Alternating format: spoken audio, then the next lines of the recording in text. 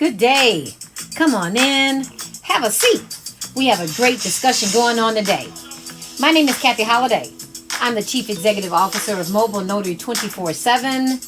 Welcome to my podcast entitled The Mobile Notary Show. Now, my goal here is to share notary tips, hoping that this will help motivate you to continue believing in yourself, inspire you to reinvent your story, restart your lives, especially with COVID-19. I ask you, why not apply new energy into it and implement new steps to reach your goals? Now, there's a growing success in a personal development movement that has encouraged more people like yourselves to go into business as entrepreneurs. On your journey, here's to staying focused, strongly connected, and understanding the notarial world, and that starts right now. Welcome, entrepreneurs. Today's episode, number 123, we will be discussing what are the 4 documents that you should be submitting to the Secretary of State when applying for your notary certificate. Now, the first document is going to be your certificate. You are applying for your certificate.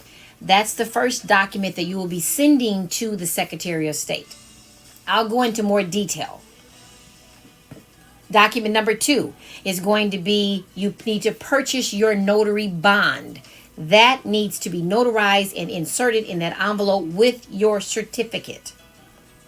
Document number 3, it should be a copy of a government issued ID. It has to be the state ID or a state driver's license. It cannot be a copy of your passport because they need to see an address. Document number 4, please do not forget to enclose your check to pay for your certificate.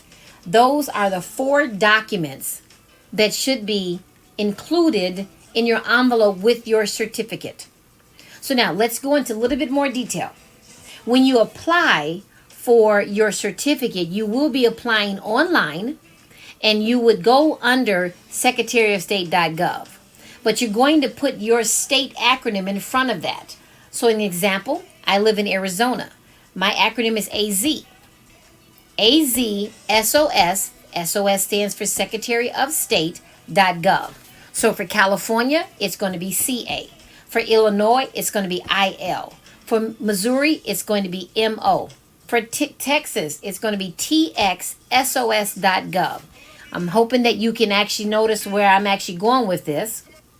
And then now, once you actually apply, you have to make sure that you fill out that application correctly in its entirety or it will be returned. Now with COVID, it's taking longer than normal before you were able to actually drive to the Secretary of State, if it's within distance. Now the Secretary of State in some states is closed to the public. So you would need to apply for your certificate months in advance because you're not going to receive it for up to 6 weeks. So let's give you an example. Today is July 14th, 2020. Let's say that my certificate expires September 14th of 2020.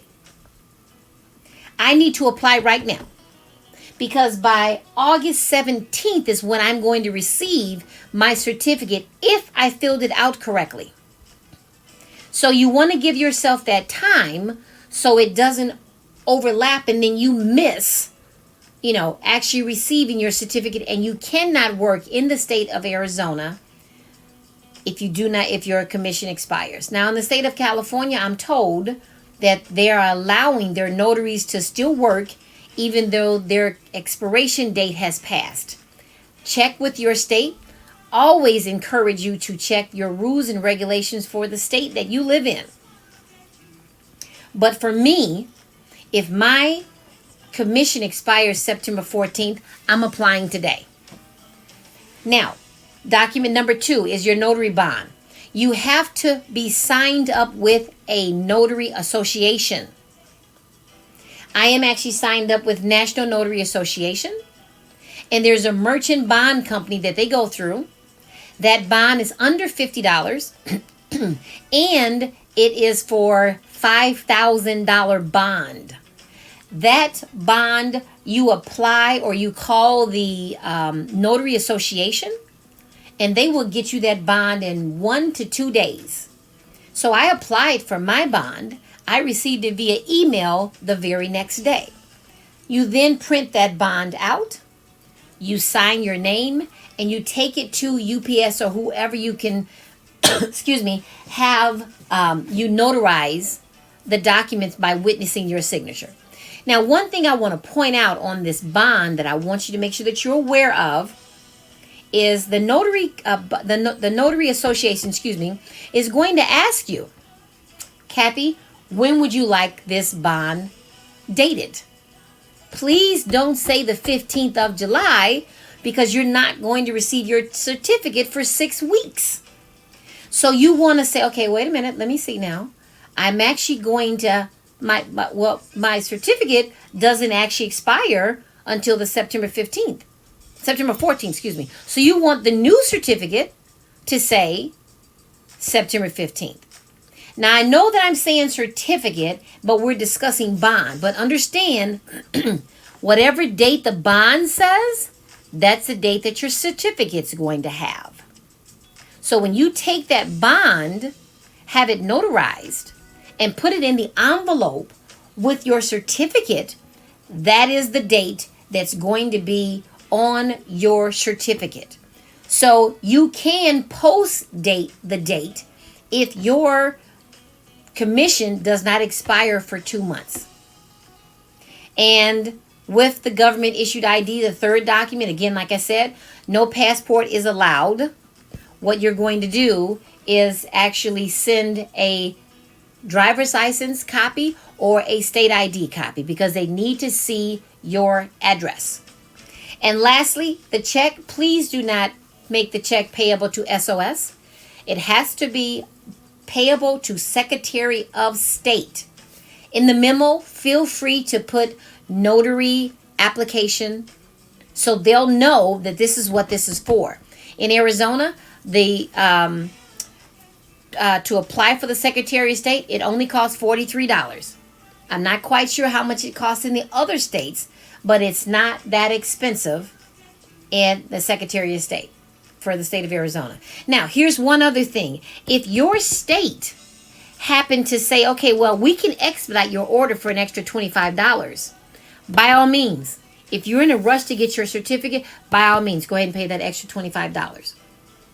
Now, on here, for the Secretary of State, when you're actually applying, like I said, they may be closed to the public. Check the website. It's going to say in big red letters, closed to the public. So you have to mail it.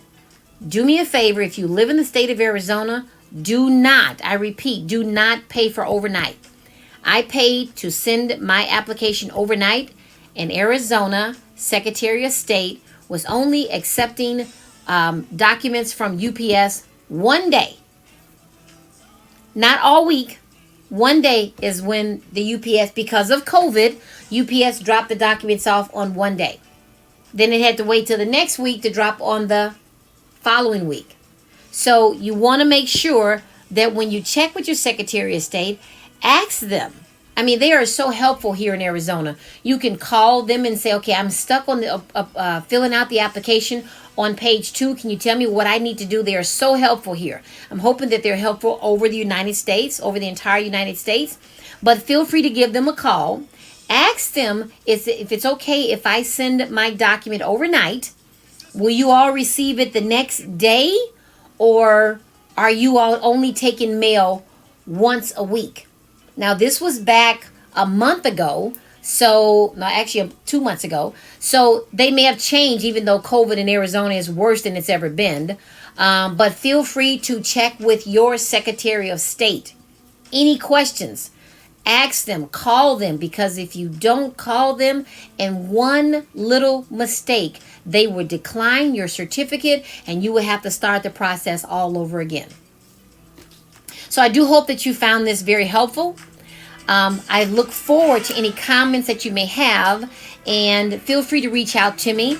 I have my mentorship program. While you're actually waiting for the 6 weeks, you can feel free, if you're a new notary, you can feel free to take my mentorship program. It is at www.mobilenotary247.com/mentor. And I actually walk you through the steps on how to become a mobile notary. These are the documents that you should be looking for. These are the companies that you can sign up with. Now, once you've received that certificate, one thing I want to point out is you can then apply for your background screening.